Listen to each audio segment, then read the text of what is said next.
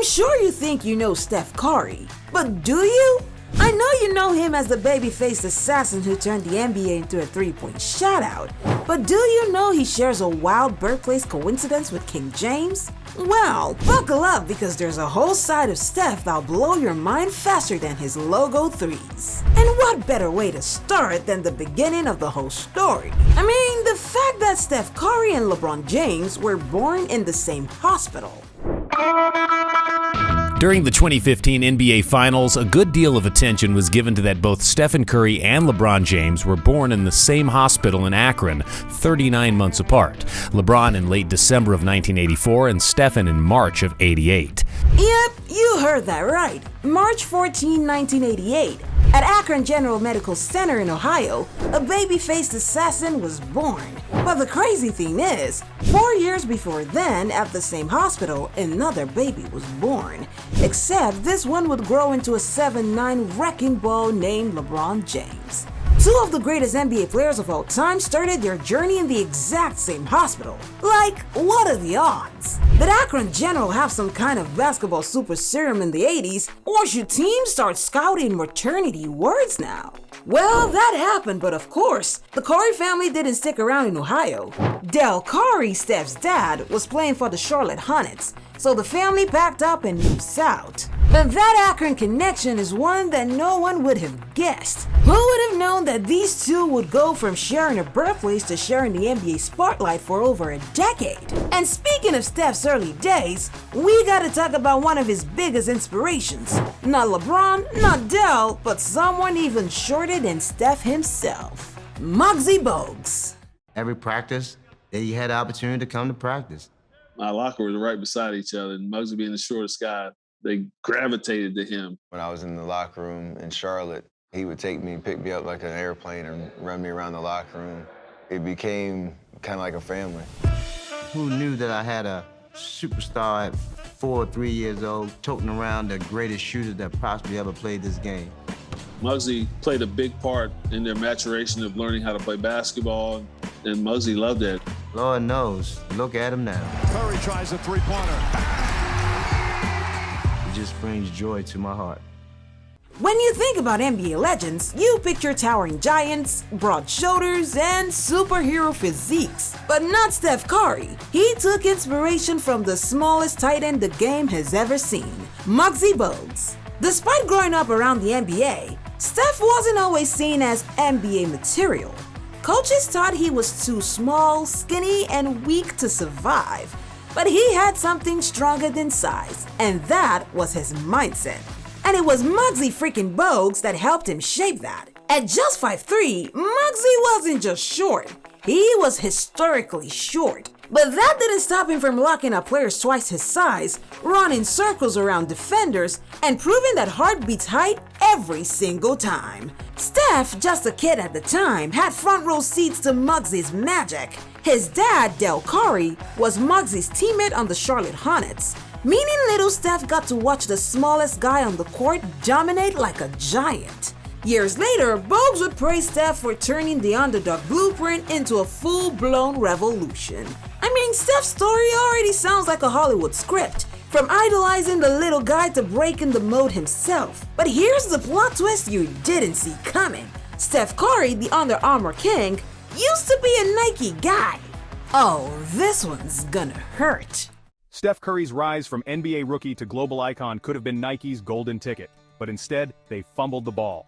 Back in 2013, Nike offered Curry a lukewarm $2.5 million deal, complete with a botched presentation that mispronounced his name. Feeling disrespected, Curry turned to Under Armour. They saw his potential and snatched him up with a $4 million offer, and boy did it pay off. Under Armour's stock skyrocketed, doubling in value in just a few years. Curry became a global superstar, driving Under Armour's brand to new heights. But it wasn't just about the money. Curry's faith and philanthropy also played a huge role. Nike refused to include his favorite Bible verse on his shoes, but Under Armour embraced it, winning over fans worldwide. This blunder cost Nike a staggering $14 billion, a tough lesson in overlooking potential and respect. Steph Curry and Nike were a thing for a short time. And let's just say Nike fumbled harder than J.R. Smith in the 2018 finals. Back in 2013, Steph was looking for a sneaker deal. Nike being Nike had a golden opportunity to lock down the future greatest shooter of all time. But instead of treating him like a future MVP, they treated him like a backup point guard on a 10-day contract. First, they batched his name seriously. Their representation called him Stephon instead of Stephen. Now, who the hell is Stephon? Nobody knows, but one thing's for sure, he's never hit a 3 from the logo. And it gets worse because Nike's PowerPoint slide were a case of copy and paste gone wrong. It lacked proper editing. It was copied from a previous pitch, not just any, but a Kevin Durant pitch. So there's Steph in the room, looking at a presentation meant for another player. It was like getting a birthday card from your grandma with your cousin's name on it. At that point, Steph knew Nike wasn't the move, so he walked away and signed with Under Armour, a company that actually believed in him. Not only did UA give him his own signature shoe, but they also made him the face of the brand. And here's the deal, Nike's mistake cost them billions. Today, Steph Curry's brand is one of the biggest basketball lines in the world, and Under Armour's value has skyrocketed. Nike might have fumbled Steph, but do you know who never fumbled? His own family. And I say this because they keep him in check. I mean it because, while most NBA players worry about team fines, Steph's got a whole different boss watching his every move, his mom, to whom he pays fines. Stephen Curry pays his mother a $100 fine for every turnover he makes. If you think NBA coaches are tough, try having Sonia Curry as your accountability partner. Sonia Curry has to be the real MVP of discipline, cause her deal with Steph is one smart way to keep him on his toes. Every turnover after his third in a game cost him $100 cash, and it goes straight to his mom. That is because turnovers were a problem early in his career. Sonia saw her son launching wild cross-court passes like he was in a pickup game and said, "Nope, not on my watch." That's right, this right here is peak family accountability. While most players just get a death stare from the coach after a bad pass, Steph gets fined by his mother. It's hilarious, but it's also classic Curry. But do you know what's even more classic? A decades-old commercial featuring not one, but two Currys. Before Steph was cooking defenders, he was actually starring in Burger King's commercial. Stephen, what are you gonna be when you grow up? A basketball player. Boy, that's gonna take a lot of hard work and practice. You gotta study hard too. I know. You gotta, right? I know. We gotta get you the right kind of ball. All right. Long before taking on the NBA screens and way before the threes, Steph was on screens for something different. Slinging fries, or at least pretending to do so, in the 90s commercial for Burger King with his dad, Dell. Picture tiny Steph with his big smile, rocking the retro vibe. Isn't it adorable and a little surreal that the kid would grow up to dominate courts instead of fast food joints? So here's a tip.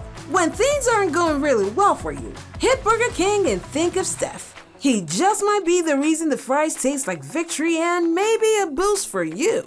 And speaking of tastes, we all have our favorite snacks, but have you ever been so obsessed with one that you start ranking it like a Michelin food critic? Well, Steph has, because this man doesn't just love popcorn, he's practically the Gordon Ramsay of NBA arenas. And this is my most important question to you. I hear you love popcorn the way I do.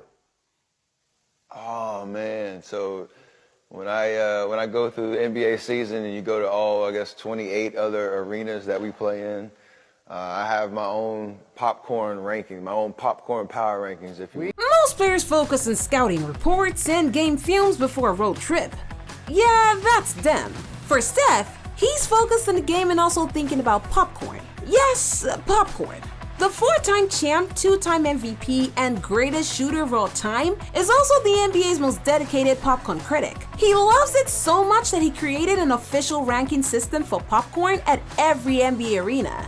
We're talking freshness, saltiness, crunch, butter levels, presentation, and the full culinary breakdown. And who blames him? I mean, when you love something that much, you gotta protect its integrity. It's so hilarious because my man is out there dropping 50 on teams, then dropping reviews like a Michelin food critic. It's quirky, random, and so perfectly Steph. This is just peak Steph, turning the simplest things into an art form.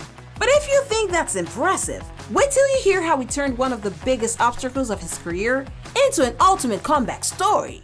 Early in his career, Steph Curry constantly battled ankle injuries, seemingly tweaking his ankle every other week and would sprain them in really bizarre ways. Going through the ankle problems and stuff, 2-year kind of stretch off and on, where a lot of dark days. I think you were spraining your ankle. Just walking. Yeah, I mean, it was... Early in his career, Steph's ankles were made of glass. By 2013, he had already suffered 17 sprains, constantly keeping him on the sidelines. Doctors, trainers, and almost everyone feared he'd never reach his full potential, and that he'll flame out before he even got started. But Steph flipped the script while they were watching. With expert advice, he changed how he moved, shifting his balance from his ankles to his hips and glutes. He rewired his body, came back stronger, and once he found his rhythm, it was over for the league. That's not just talent, that's grit. Going from an injury-prone player to an MVP is just Steph doing things only Steph can. And if that comeback wasn't legendary enough, here's something legendary. Steph isn't just a basketball phenom. In another life, he might have been lighting up the PGA Tour instead of the NBA. With a flawless swing, laser focus, and an ice-cold mentality, he's got everything it takes to be a pro golfer. Unbelievable. Stephen Curry's jaw-dropping hole-in-one golf day shocks the world. 5 top 10s, finished 4th 3 times. And as we have said earlier today and in previous years, and it's obviously really You can bet Steph's been hooked on golf for years because his swing is just as smooth as his jumper. From shooting 2 under at Pebble Beach to dominating celebrity tournaments, he plays like he was born for the course. Sure, I know basketball was his first love, but golf was definitely his secret superpower. It is just his way of flexing his competitive fire while staying cool. Imagine draining threes all day, and then crushing 300-yard drives at night. Man, being athletic doesn't get better than that. And there you have it, things you probably didn't know about Steph Curry. From draining threes to draining pots, critiquing popcorn like a 5-star chef, and even getting fined by his mom. This man is built differently. I'm sure you don't know most of these things, so tell us which in the comments section. But hey, he's not the only NBA legend with a crazy backstory.